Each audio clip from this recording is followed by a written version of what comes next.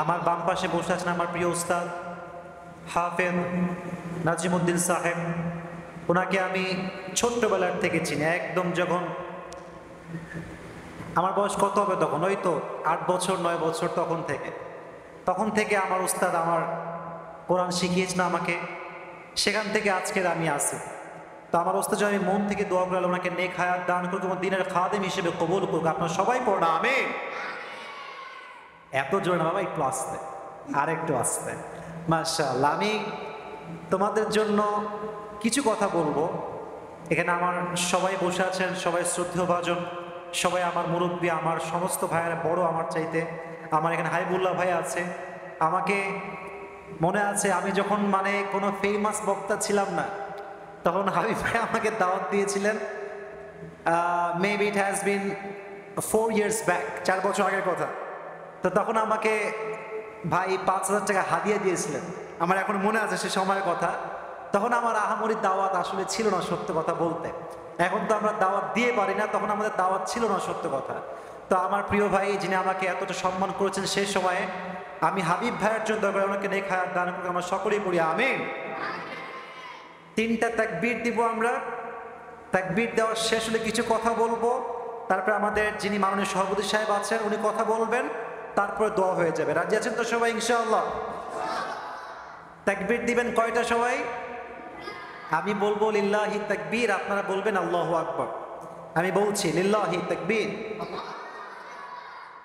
আচ্ছা, প্রথমটা মোটামুটি হয়েছে, খুব জোরে না। দ্বিতীয়বারটা আরো জোরে হওয়া লাগবে। সবাই একটা কাশি দেন। লিল্লাহি তাকবীর। মাশাআল্লাহ, ওয়েল অ্যাপ্রিশিয়েটেড। লাস্ট টাইম লিল্লাহি তাকবীর। খুব সুন্দর, মাশাআল্লাহ। আচ্ছা, তোমাদের মাঝে হাফেজ কে আছে? হাফেজ হয়েছে? আচ্ছা, 20 পারা হয়েছে কে আছে? 20 পারা হয়েছে? 10 পারা হয়েছে কে আছে? 10 পারা মুখস্থ হয়েছে সবাই কি? আচ্ছা, হেফজোখানা কে আছে? হাত তোলো। হেফজোখানা যারা মুখস্থ করছো, মাশাআল্লাহ, হাত নামাও, হাত নামাও। বাদ বাকি সবাই নাজরানায় আছে, তাই না? আচ্ছা, ঠিক আছে। আল্লাহ সবাইকে বিশ্ববিখ্যাত হাফেজ হিসেবে কবুল করুন। সকলেই পড়ি আমিন। আমি তোমাদেরকে কয়েকটি বিষয়ে কথা বলছি। ফার্স্ট অফ অল আমি কথা বলবো যে একজন হাফেজ তার ইয়াদ ধরে রাখবে কেমন করে। শুধু মুখস্থ করলেই হবে না, মুখস্থটাকে ধরে রাখার দরকার। আমার প্রিয় ছাত্র ভাইরা আছে না নাই? আছে, মুখস্থ রাখতে হবে। দেখো, অনেক ছাত্র আছে দেখবা মাদ্রাসায় পড়াশোনা করে, কিন্তু বাসায় গিয়ে সারাদিন টিভি দেখে, ভিডিও গেম খেলে, আছে না নাই? অনেক আছে। এবং এই ভিডিও গেম খেলতে গিয়ে, টিভি দেখতে গিয়ে যা পড়ে আসছে সব ভুলে যায়, আর কিচ্ছু মনে থাকে না। বিশেষ করে যেহেতু আমিও একজন হেফজোখানার ছাত্র, যখন বৃহস্পতিবার বাসায় যেতাম, শুক্রবারে আসতাম, মাঝে মাঝে শনিবারে সকালেও আসতাম। তো বাসার থেকে এসে যখন হেফজোখানায় ঢুকতাম, এত মন খারাপ লাগতো আমার যে আমি তো জেলখানায় আবার চলে আসলাম। কোথায় আসলাম আমি? এইটা কোন জগতে আবার আসলাম? তো যখনই তুমি কোরআন থেকে দূরে হয়ে যাবা, মোবাইল গেমে ডুবে যাবা, ভিডিও গেমসে ডুবে যাবা, টিভিতে ডুবে যাবা, তোমার ব্রেন থেকে আস্তে আস্তে কোরআনটা দূর হয়ে যাবে, যা পড়বা মাথায় থাকবে না। এই জন্য মুখস্থ রাখতে হলে কিছু টিপস আমি বলছি। আমার উস্তাদ এখানে আছে, এটাও আমার উস্তাদ সমতুল্য। আমার অনেক সময় তো মানুষই, আমি সবার সামনে বিনয়ের সঙ্গে কয়েকটি কথা বলবো, আমরা শোনার জন্য আগেই মন থেকে বলছি ইনশাআল্লাহ। আরে সবাই কও না ইনশাআল্লাহ। যদি কোনো হাফেজ তার তেলাওয়াত সুন্দর করতে চায় এবং তার ইয়াদ ধরে রাখতে চায়, দুইটার জন্য 2 রকম কৌশল, ভিন্ন ভিন্ন কৌশল। অনেক হাফেজ, হুজুররা আমার সঙ্গে একমত হবেন অবশ্যই, তেলাওয়াত সুন্দর কিন্তু ইয়াদ নাই। হুজুর এরকম আছে না? আবার অনেকেই আছে খুব ইয়াদ, আপনাকে এক বসায় ফরম সূরা ফাতিহা টু সূরাতুন নাস শোনায় দিবে এক বসায়, কিন্তু তেলাওয়াত ভালো না। এরকমও আছে। যারা ভালো হাফেজ, যাদের ইয়াদ ভালো, তারা অলওয়েজ একটা বিষয় খুবই sensitive. They are very alert about it, they are very energetic about it. একটা বিষয় আমরা খুব খেয়াল রাখি যাদের ইয়াদ ভালো, সেটা হচ্ছে উঠতে বসতে খেতে, ঘুমানোর আগে, নামাজে অলওয়েজ তেলাওয়াত করা। কি করা বলো তো সবাই, আমরা বলি তো সবাই কি করা? তেলাওয়াত করা। আচ্ছা দেখো, আমি একটা কথা বলবো এখানে, এটা কোনো অহংকার না, এখানে ওলামা ইকরাম আছেন। আমার এখনো মনে আছে, এটা আমি আগেও বলেছিলাম একবার হয়তো বা, আমি যখন কাফিয়া জামাতে পড়তাম, এটা আছো, আমি এক রোজার থেকে নিয়ে আর এক রোজা পর্যন্ত পুরো এক বছরে প্রত্যেকটা এক্সামে, অর্থাৎ প্রত্যেকটা পরীক্ষায় প্রথমও ছিলাম। ইভেন উত্তরবঙ্গে যে বোর্ড ছিল, বোর্ডে আমি স্ট্যান্ডও করেছি, 10 জনের মাঝে আমার নামও ছিল। এবং ওই পুরো বছরে আমি প্রায় 4 থেকে 5টা কিতাব তাকরার করাতাম। এই সব কিছু মেইনটেইন করে পুরো বছরে এক রোজা থেকে নিয়ে আর এক রোজা পর্যন্ত, অর্থাৎ এক ঈদ থেকে আর এক ঈদ পর্যন্ত আমি মোট 93 খতম তেলাওয়াত করেছিলাম। সবাই পড়ি আলহামদুলিল্লাহ। বলবেন যে আপনি কি খুব অহংকার করছেন? না, অহংকার না। আমি কেমনে করেছি আমি জাস্ট শেয়ার করছি আপনাদেরকে বোঝাবার স্বার্থে, যেন আপনারাও ট্রাই করেন। আমার এখনো মনে আছে, এটা মিথ্যা না, কারণ আমার ছাত্র ভাইরা হয়তো এটা শুনবে ইউটিউবে বা ফেসবুকে। আমি প্রত্যেক দিন ঘুম থেকে উঠতাম ঠিক ভোর 3টা থেকে 3:30টার ভিতরে। আমার এখনো মনে আছে যে আমি প্রত্যেক দিন তাহাজ্জুদে কমপক্ষে 2 থেকে 3 পারা তেলাওয়াত করতাম। আমি শিখাচ্ছি, এদিকে বাচ্চারা এদিকে তাকাও, বাবুরা এদিকে তাকাও, তেলাওয়াত কেমনে করবা? আমরা 5 ওয়াক্ত নামাজ পড়ি না? আরে বলো না, পড়ি না? আমরা পড়ি, মাশাআল্লাহ। প্রত্যেক দিন তাহাজ্জুদে উঠবা, উঠে আল্লাহু আকবার দিয়ে শুরু করবা, যা ইয়াদ আছে পড়া ট্রাই করবা। যদি তুমি 10 পারার হাফেজ হও, তুমি 5 পারা পড়বা, তুমি 2 পারা পড়বা, বাট রিপিট আফটার রিপিট পড়তে হয়। প্রত্যেক দিন পড়লে এটা ঠুটস্থ হয়ে যায়। তো আমার এখনো মনে আছে, আমার রেগুলার প্রসেস যা ছিল, দৈনন্দিন আমি যেমনে পড়তাম, এটা হচ্ছে প্রথমে উঠে আমি তাহাজ্জুদে পড়তাম, পড়ে আমি কিতাব মুতালা করতাম। আবার ঠিক আজান যখন দিত, নামাজের ঠিক 15 মিনিট আগে মসজিদে যেতাম। ফজরের পূর্বে আমরা কয় রাকাত সুন্নাত নামাজ পড়ি? বলেন সবাই, কয় রাকাত?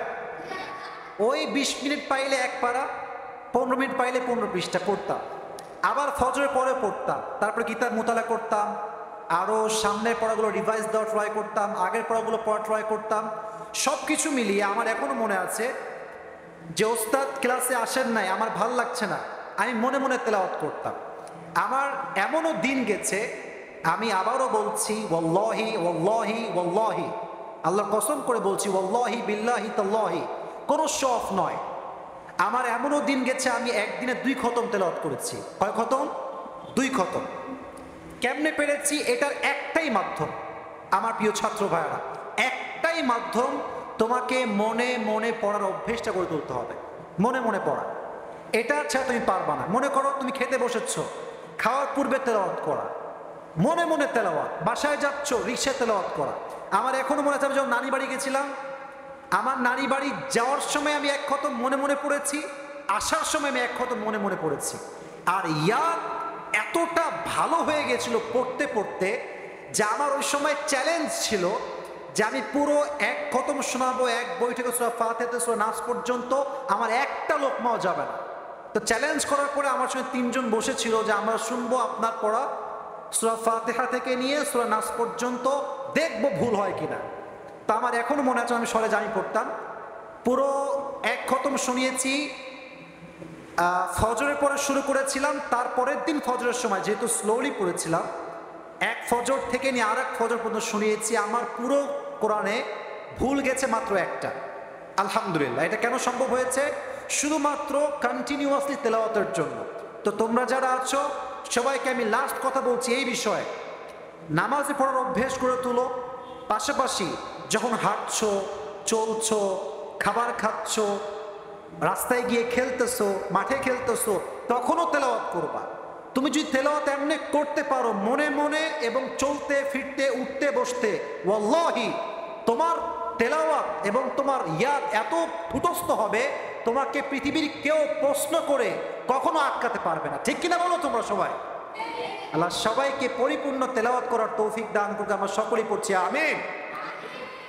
তাহলে উঠতে বসতে, খাওয়ার সময়, খেলার সময়, ঘুমানোর আগে, নামাজে, সুন্নতে, তাহাজ্জুদে, অলওয়েজ তেলাওয়াত আমরা সবাই করবো তো ইনশাআল্লাহ? আমি তো শুনি নাই বলেন সবাই ইনশাআল্লাহ। আরেকবার বলেন ইনশাআল্লাহ। আল্লাহ সবাইকে কবুল করুক, সকলেই পড়া আমিন। 2 নাম্বার কথা, খুবই শর্ট টাইম আমাকে শেষ করতে হবে। সবক মুখস্থ করব কেমন করে? আমি বলবো, সবাই শুনবেন তো ইনশাআল্লাহ? এইদিকে তাকান সবাই। আচ্ছা, মনে করেন for example this is a book which is কোরআন, এটা হচ্ছে কোরআন। জাস্ট ফর এক্সাম্পল, উদাহরণস্বরূপ। কখনোই প্রথমে মুখস্থ করার ট্রাই করবেন না, আগে এটাকে মুতাআলা করে রিভাইজ দিবেন। বাচ্চারা এদিকে তাকাও, তোমাদের সহজ ভাষায় বলছি, আগে নাজরানা পড়বা কয়েকবার, মুখস্থ করতে হবে না। ওয়াল্লাহু জাআলা লাকুম মিন বুয়ুতিকুম সাকানাও ওয়া জাআলা লাকুম মিন জুলুদিল আনআম, পড়ো। এমনি মুখস্থ করতে হবে না, এমনি পড়ো। যখন পড়তে পড়তে একটু ঝাঁঝরা হবে, একটু আয়ত্তে আসবে, তখন মুখস্থ করা স্টার্ট করো। আমাদের ভুলটা কি হয়, যেটা আমিও অনেক সময় করেছি, প্রথম লাইন থেকে মুখস্থ শুরু। না, this is not the right process, এটা সঠিক পদ্ধতি নয়। আগে আপনি দুপুরের পরে নাজরানা পড়েন, এটাকে ঝাঁঝরা করেন আগে, অ্যান্ড দেন বাদ মাগরিব এটাকে মুখস্থ করবেন। এবং সবাইকে আমি বলবো, মুখস্থ করার পরে তাহাজ্জুদের সময় উঠে আবার নামাজে পড়বেন। রাজি আছেন তো সবাই ইনশাআল্লাহ? আগে নাজরানা, যখন ঝরঝরে হয়ে যাবে মুতাআলাটা, তারপরে মুখস্থ, তারপরে উঠতে বসতে তেলাওয়াত, তারপরে তাহাজ্জুদে, তারপরে হুজুরের সামনে। ওয়াল্লাহি এই প্রসেস যদি কেউ পড়তে পারে, হুজুরের সামনে কখনো একটা আয়াতেও আপনি বাঁধবেন না। সকলে বলেন ইনশাআল্লাহ। আমার জীবনে আমি একদিনে সবক দিয়েছি 17 পৃষ্ঠা। কত পৃষ্ঠা? 17। হুজুর এখানে কিন্তু আমার উস্তাদ আছে, এখানে আমার মিথ্যা বলার কোনো অবকাশ নেই, বানিয়ে বলার কোনো অবকাশ নেই। আমার সবক আমি সর্বোচ্চ দিয়েছি 17 পৃষ্ঠা। আমার এখনো মনে আছে, আমি মুখস্থ করেছিলাম শুক্রবারের দিন। এখানে মিথ্যা কথা বলবো না যে খালি বাদ মাগরিব পড়েই হয়েছে, তা না। শুক্রবারের দিন ফজরের পর থেকে নিয়ে আমি মুতালা শুরু করেছি, বারবার রিভাইজ দিয়েছি। জোহরের পর থেকে মুখস্থ করার ট্রাই করেছি। জোহর থেকে নিয়ে প্রায় তারপরের দিন তাহাজ্জুদ পর্যন্ত আমার 17 পৃষ্ঠা মুখস্থ হয়েছে। এবং আমার এখনো মনে আছে, হুজুরের কাছে আমি গেলাম, এটা আমার শেষ প্রান্তে, মানে হেফজের শেষ প্রান্তে। হুজুর কোরআন খুলেছে, হুজুর ভেবেছে হয়তো বা ও 3 পৃষ্ঠা দেয়, 4 পৃষ্ঠা দেয়, দিয়ে শেষ হয়ে যাবে। 4 পৃষ্ঠা হয়, শেষ হয় না। 5 পৃষ্ঠা হয়, শেষ হয় না। 6 পৃষ্ঠা হয়, শেষ হয় না। তো হুজুর বলছে, কে তো শেষ হবে, আমাদের সবাই সিরিয়ালে বসে আছে, এরা সবাই সবক শোনাবে আমাকে। তাই আমি বললাম, হুজুর আজকে আপনি শুধু শুনবেন, আমি আপনাকে শোনাবো। তা আমার এখনো মনে আছে, 17 পৃষ্ঠা শেষ, একটা লোকমাও যায়নি, আমি পরিপূর্ণ বিনা লোকমায় শুনিয়েছি। আলহামদুলিল্লাহ পড়েন সবাই আপনারা। তো এর মানে যে আসিফ হুজুর খুব ভালো হাফেজ, খুব ভালো, তা না। ব্যাপারটা হচ্ছে রাইট প্রসেস অ্যাপ্লাই করবেন, আপনার ইয়াদ আপনার ভিতর ঢুকাই দিবে একজন। আওয়াজ দিয়ে বলেন তো, সেই সত্তার নাম কি? আল্লাহ আমাদের সবাইকে এই প্রসেসে সবক ইয়াদ করার তৌফিক দান করুক। আমরা সকলেই মন খুলে পড়ছি আমিন। আর 2টি কথা বলে শেষ করছি। প্রথম কথা হচ্ছে এই ফোন নিয়ে, এটা তোমরা চেনো সবাই, এটা তোমাদের জন্য না, তোমাদের বয়স এখনো এটার জন্য আসে নাই। এটা আমার মিডিয়ার ভাইরা যারা আছেন, আমি সবাইকে বলবো, এটা আপনারা সবাই কাট করে আপলোড দিবেন। প্রত্যেকটি বাবার জন্য, মায়ের জন্য আমার কথা, বাচ্চাকে এই অবস্থায় স্মার্টফোনটা হাতে দিবেন না। আমার জীবনে আমি বাপের কাছে মায়ের খাইছি জীবনে একবার, সেই মায়ের কখন, যখন আমি হেফজোনাতে বের হয়ে আসছি, কিতাবখানায় ভর্তি হয়েছি, তখন আমাকে এমন মারা মেরেছে, আমি জীবনে এরকম মায়ের খাই নাই। কেন মেরেছে? একটাই কারণ, এই মোবাইল ফোন। আমি চাইতাম ফোন ইউজ করবো, আব্বা বলতো না, never ever, you can't use this smartphone, হবে না, এটা আমার দ্বারা হবে না। তো আমি কি করেছিলাম, চুরি করে ফোন কিনেছিলাম। আমি দুষ্টু ছিলাম, এটা আমি অস্বীকার করি না। তা আমার মনে আছে, আমার বাবা জানতে পেরেছে যে আমি মোবাইল ফোন কিনেছি চুরি করে। আপনি তো কওমি আলেম, আমরা কওমি মাদ্রাসায় পড়েছি, আমরা জানি কওমি মাদ্রাসায় Android phone it is just like হারাম, একদম হারাম, কোনো দলিল লাগবে না, দলিলের কতি লাগবে, এটা এমনি হারাম। তা আমার বাবা, আমি মোবাইল ফোন কিনেছি, আব্বা জানে, আমাকে মানা করছে যে বাবা রেখে দাও, তোমার বয়স হয়নি, বয়স হলে আমি তোমাকে নিজে কিনে দিব, সমস্যা নাই। আমি মানি নাই। তা এটা হচ্ছে আমার বাসা, this is the gate of our house, এটা হচ্ছে আমাদের দরজা। তা আমি এখানে চুপ করে বসে আছি রেগে, বাসায় ঢুকবো না, আমাকে ফোন ইউজ করতে দেওয়াই লাগবে। আব্বা আসলো, এসে হুজুর আমার এখানে আছে, এভাবে আমার ঘাড়ে হাত রেখে বলল যে বাবা আসো, বাসায় আসো, তোমাকে ফোন আমি নিজে কিনে দিব, আসো বাসায় আসো। আমি বলছি আমি যাবো না, আমার এখনই ফোন লাগবে। এই যে মায়ের শুরু হলো, মায়ের খাইতে খাইতে আমার মা দৌড়ায় আসছে যে ওরা আর মাইরেন না আপনি।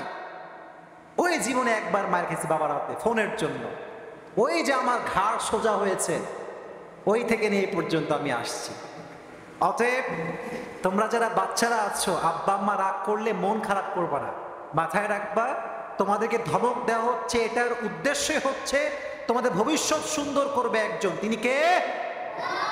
বাসায় গিয়ে অ্যান্ড্রয়েড ফোনে হাত দিবা না, স্মার্টফোনে হাত দিবা না, কখনো মোবাইল ফোনে গেমস খেলা, বাজে ভিডিও দেখা, গান দেখা, মুভি দেখা, কোনো সিনেমা দেখা যাবে না। বাচ্চারা সবাই রাজি আছো তো ইনশাআল্লাহ?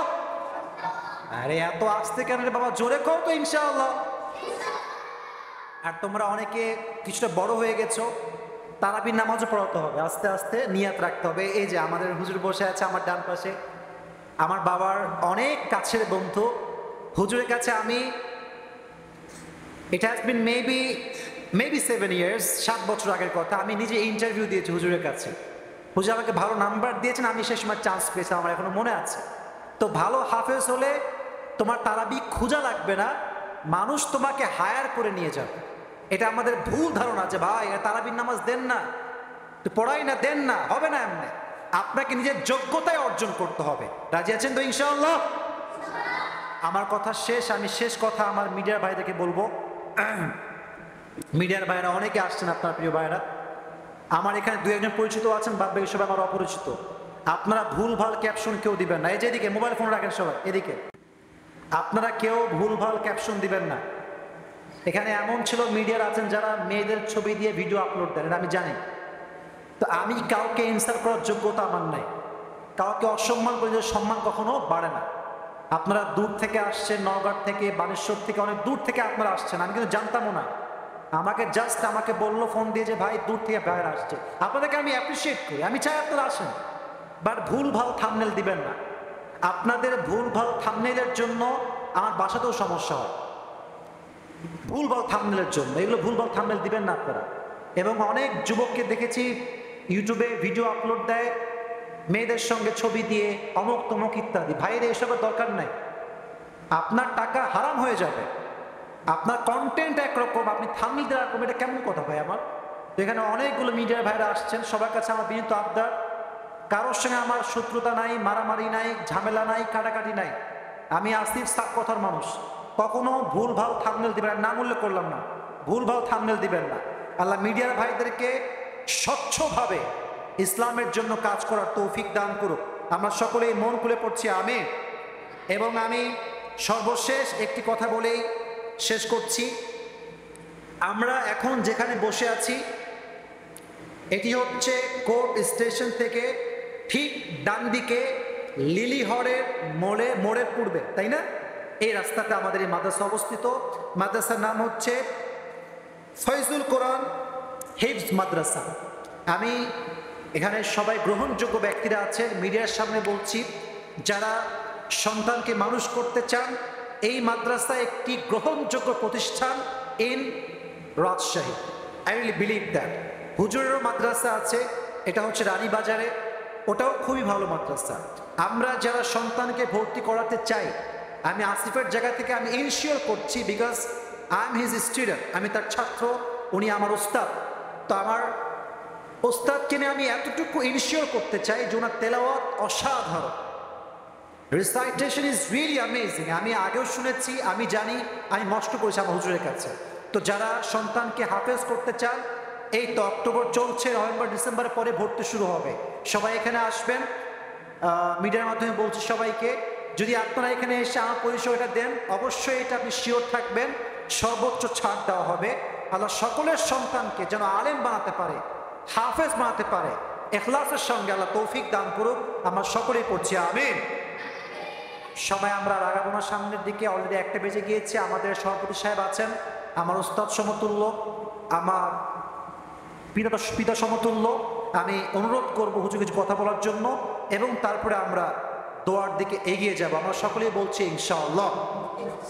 আমি অধম যা যা বলেছি আল্লাহ সবাইকে মানা, বোঝা এবং আমল করার তৌফিক দান করুক। আমরা সকলেই পড়ছি আমিন। ওয়া আখির দাওয়ানা আলহামদুলিল্লাহি রাব্বিল আলামিন। আসসালামু আলাইকুম ওয়া রাহমাতুল্লাহি ওয়া বারাকাতুহু।